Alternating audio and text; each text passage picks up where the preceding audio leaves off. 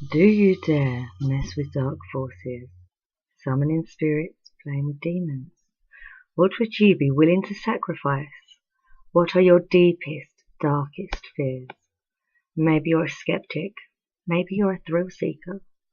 Maybe you already have something, hear something, or see something that others don't. Whatever your reason for playing these games, just make sure you understand what you're sacrificing if you are to lose. Some people have suffered serious mental trauma after playing these games, hallucinating, screaming, marks appearing, and to the world they just look crazy. But what if they're not? What if they're trapped in an eternal nightmare, seeing their worst fears played out right in front of their eyes, whilst the world just sees them freaking out? And before the game they were so normal, a happy-go-lucky person just like you and me. So please remember, you have been warned not to play these games. Paranormal games you should never play.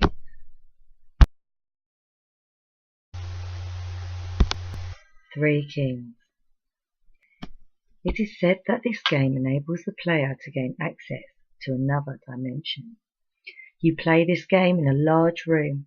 It must be dark, so close the curtains and make sure not a single flash of light is coming through. You'll need 2 large mirrors, a pack of candles, 3 chairs, one to use as your throne, and an object from your childhood. Once you've set everything up, leave the door to the room open, go to your bedroom and set the alarm for exactly 3:30 a.m. Now go to sleep. When the alarm goes off at 3:30 a.m, go straight to the room the items are in. As long as the items you left have not been moved from how you placed them, you can proceed with the game. Do not proceed if anything has changed position. You need to be seated at your throne at exactly 3:33 a.m. with your lit candle in hand. Do not let the candle go out. Once seated, look straight ahead into the corner of the room and never look into the mirror nor the candle. At this point, you'll start to feel and hear a presence. Some accounts stated that it felt like having a conversation with your conscience or an entity that manifests as part of you. It will talk to you about your past and your unresolved issues. Some have claimed that this ritual is some kind of psychological experiment that puts you in a lucid dream. Whether you believe you're talking to an entity from another dimension or it's nothing but a psychological effect would be to your judgment.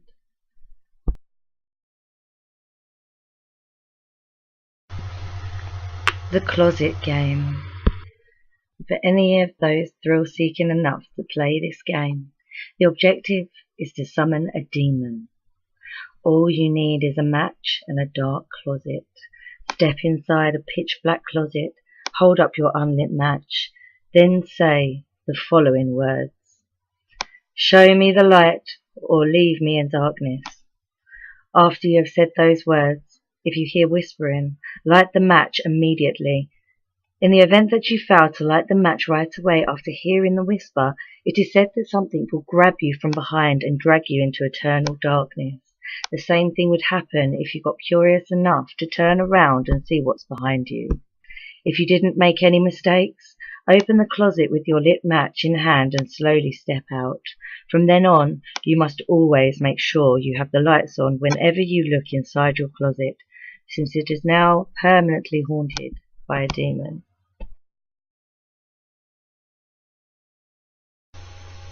Bloody Mary. Bloody Mary is a folklore legend and is believed to be the vengeful spirit of a witch. The original summoning was to walk backwards up the stairs in a darkened house with a mirror in hand and a lit candle in the other, while saying Bloody Mary 3 times, which would then let them see their future husband's face. There was, however, the chance they would see a skull or the Grim Reaper instead, which then meant they would die before they married. In modern day, it's a bit different. In order to summon her, all you have to do is turn off the lights and chant Bloody Mary 3 times in front of a mirror. After each time you say Bloody Mary, you must spin once, then say it again whilst holding up a lit candle. Then wait for a woman covered in blood to appear before you. Some have stated that participants of this game may have to endure Bloody Mary's wrath, which included getting strangled, cursed, their eyes scratched out, or having their souls snatched. There are numerous accounts of people sharing their experiences, with a few expressing their disappointments with the lack of spiritual occurrences, and others expressing their sheer horror upon encountering the infamous spirit. Bloody Mary is quite popular, having 10 movies made to date about her. Elevator to Another World. This parallel game originated from Japan. Performing it supposedly takes you to a different dimension via an elevator. All you have to do is find a building with at least 10 floors. To perform this ritual, you must be alone in the elevator. If anyone else steps in, you must start over, but this is done at 3 a.m, so it's likely everyone will be sleeping. When you are inside the lift, you must press the floor buttons in this order: 4, 2, 6, 2, 10, 5.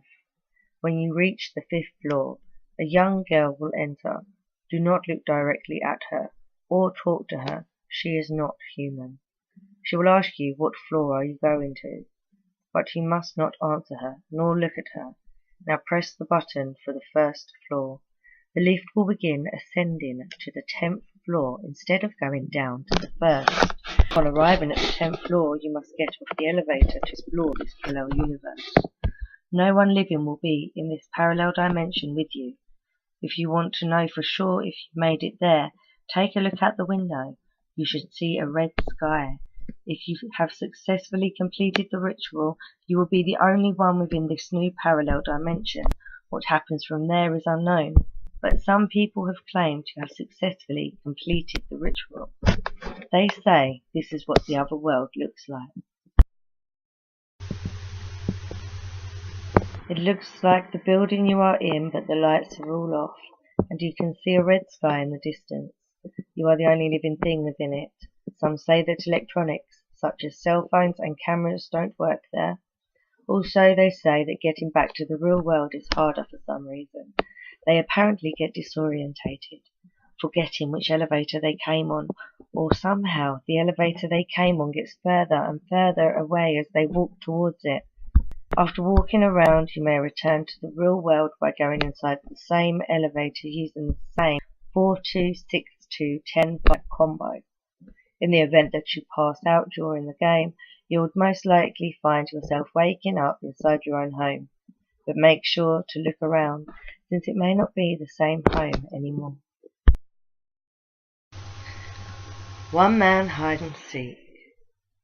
One Man Hide and Seek, which also originated from Japan, and is called Hitori kakurenbo, is a paranormal game wherein you'll be playing a game of hide and seek, the spirit-possessed doll.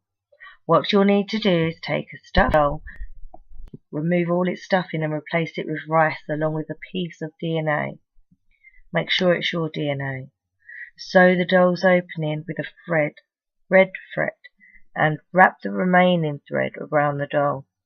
You'll have to give the doll a name, place it in a tub filled with water, and proceed to your hiding place. Turn off all the lights and switch the television on. Take a mouthful of salt water, but don't swallow it. Get out of your hiding place and start looking for the doll, which is probably now not in the tub anymore. Once you find the doll, throw salt water over it. Allow it to dry, then burn it and discard the remains. Also, take note of the static in the television during the game, since it would warn you of any potential unwanted visitors wandering around.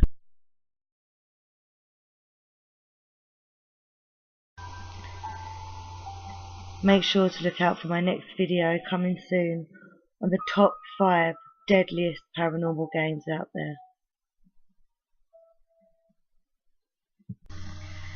Thank you for watching 5 Paranormal Games You Should Never Play by Red by the Fox. If you liked the video, please stick a thumbs up and subscribe to support the channel. Click the bell for notifications so you never miss a post.